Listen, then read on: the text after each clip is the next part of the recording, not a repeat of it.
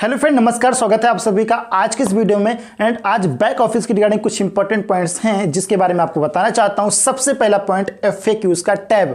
अगर आपने पहले ध्यान दिया होगा सो बैक ऑफिस में मेनू बार पे क्लिक करने के बाद स्क्रॉल डाउन करके अगर आप नीचे आते थे तो वहां पर हमारा FAQs का टैब था, जहां पे कुछ प्रश्न के वहां पे आंसर दिए गए थे ऑलरेडी, राइट। तो उसको आप देखते थे, समझते थे। लेकिन इस टाइम पे हमारा FAQs का टैब अवेलेबल नहीं है, यानी कि हमारा FAQs का टैब बैक ऑफिस से रिमूव कर दिया गया है। सो हमें OBS का इंतजार है एंड हमें देखना वहां पे कि OBS में हमारा जो ओ फाउंडर का आइकन है वहां पे कौन कौन से टैब अवेलेबल रहते हैं। सो प्लीज इंतजार कीजिए थोड़ा सा, वहां पे सारी चीजें हमें क्लियर हो जाएंगी।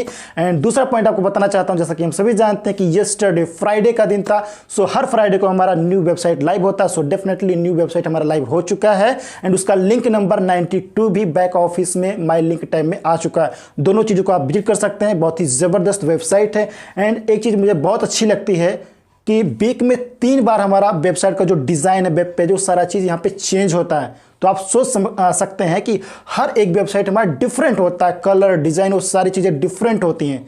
तो आप समझ सकते हैं किस प्रकार से यहाँ पे हमारे टेक टीम काम कर रही है। एंड आने वाले टाइम में हर दिन आपको न्यू वेबसाइट मिलने वाली, काफ़ी ज़बरदस्त ये पॉइंट है। एंड इसके बाद आपको बताना चाहता हूँ कि कुछ फाउंडर्स यहाँ पे अपना ईमेल अकाउंट क्रिएट कर रहे हैं। तो वहाँ पर उनको एक प्रॉब्लम आ रही है कि जब वो अपना ईमेल अकाउंट जो उनका यूज़र नेम है उसको देके जब वो कंटिन्यू पे क्लिक करते हैं तो एक नोटिफिकेशन आता है ऊपर रेड कलर में, ID ऑलरेडी एग्जिट। इसका मतलब ये होता है कि जो यूज़र नेम आपने फिल किया है सो वो यूज़र नेम से ऑलरेडी ईमेल अकाउंट क्रिएट हो चुका है, क्योंकि इस पूरी दुनिया में एक ही नेम से बहुत सारे यहाँ पे पर्सन हैं, राइट।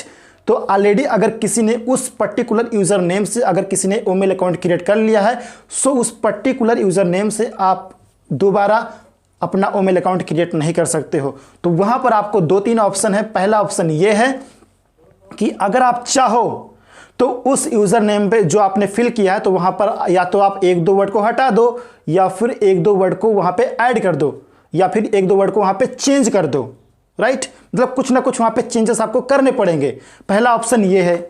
या फिर अगर ID ऑलरेडी एग्जिट का आपके पास नोटिफिकेशन आता है तो आप ध्यान दीजिएगा, सबसे नीचे ध्यान दीजिएगा, 2-3 और भी वहाँ पे यूज़र नेम आपको सजेस्ट कर दिए जाएंगे ऑन पैसिव की तरफ से। तो वो जो सजेस्ट किया हुआ ईमेल ID है, यूज़र नेम है, तो उसमें से कोई एक ID, कोई एक यूज़र नेम आप चूज कर सकते हो। चूज करने के बाद यानी कि सिलेक्ट करने के बाद आप कंटिन्यू पे क्लिक करोगे, डेफिनेटली आपका ईमेल अकाउंट क्रिएट हो जाएगा, राइट। लेकिन जो आप वहां पे यूजर नेम सेलेक्ट करो, ध्यान दीजिएगा, उसको आप नोट कर लो। या फिर कंटिन्यू पे क्लिक करने के बाद जब आपके यहाँ पे नोटिफिकेशन आए गो टू इनबॉक्स, उस पर क्लिक करने के बाद जब आपके पास यहाँ पे मैसेज आ जाए वेलकम टू ईमेल फैमिली, तो उस पर भी क्लिक करके अपना ईमेल ID चेक कर सकते हो, देख सकते हो, सारी चीज़ों को समझ सकते हो, कोई भी दिक्कत नहीं है। तो ये सारी चीज़ें आप वहाँ पे देख लीजिए। एंड एक चीज़ यहाँ पर और काफ़ी सारे फाउंडर का लगातार मैसेज आ रहा था कि सूरज जी, अगर हमने अपना ईमेल अकाउंट क्रिएट कर लिया है, राइट, ईमेल अकाउंट अगर क्रिएट कर लिया है तो हमारा जो जीमेल का अकाउंट था तो क्या वो मतलब अब काम का नहीं रह गया। सो फ्रेंड, आपको बताना चाहता हूं कि आपका जो ईमेल का अकाउंट है वो भी आपके पास है एंड जो आपका गूगल की तरफ से जीमेल अकाउंट था जो आपका ओ फाउंडर में रजिस्टर्ड था तो वो भी आपका सेफ है। दोनों ईमेल ID आपका सेफ है।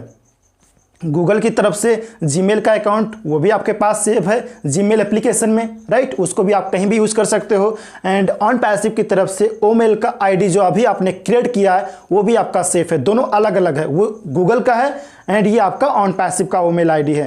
तो ये दोनों अलग अलग हैं एंड दोनों ही आपके सेफ हैं, दोनों को आप कहीं भी यूज कर सकते हो फ्रेंड। लेकिन अभी ईमेल को जस्ट अपने पास ही रखिए, उसको OBS वगैरह आने दीजिए, देन वहाँ पे हम सारी चीज़ों को देखेंगे, उसके बाद आगे का जो कार्य है उसको हम करेंगे, राइट। एंड ईमेल की रिगार्डिंग कुछ फाउंडर के लगातार मेरे पास मैसेज ये आ रहे हैं कि सूरज जी, अगर हमने अपना पहले ही ईमेल अकाउंट क्रिएट कर लिया है, यानी कि जब हमारे बैक ऑफिस में ईमेल टैब आ चुका था, लॉन्च हुआ था, तो उस टाइम पे जब हमने अपना ईमेल अकाउंट क्रिएट कर लिया है तो क्या अब दोबारा हमें क्रिएट करने की जरूरत है? नो फ्रेंड्स, जो आपका ईमेल अकाउंट क्रिएट हो चुका है दैट्स ओके, अब आपको क्रिएट करने की जरूरत नहीं है एंड इसमें कोई भी दिक्कत नहीं। आप वही ईमेल अकाउंट अपना OBS में लॉगिन करने के लिए यूज कर सकते हो, कोई भी दिक्कत नहीं है फ्रेंड। दूसरा पॉइंट यहाँ पर मैं आपको बताना चाहता हूँ कि यहाँ पे एक क्वेश्चन आया था कि सूरज जी, क्या हम अपना ईमेल अकाउंट गूगल के जरिए जीमेल एप्लीकेशन के जरिए बना सकते हैं? नो फ्रेंड्स, आप वहाँ पे यानी कि जीमेल एप्लीकेशन के जरिए सिर्फ और सिर्फ गूगल का यानी कि जीमेल अकाउंट ही बना सकते हैं। ओमेल अकाउंट बनाने के लिए हमें ओमेल की ही ज़रूरत पड़ेगी, राइट।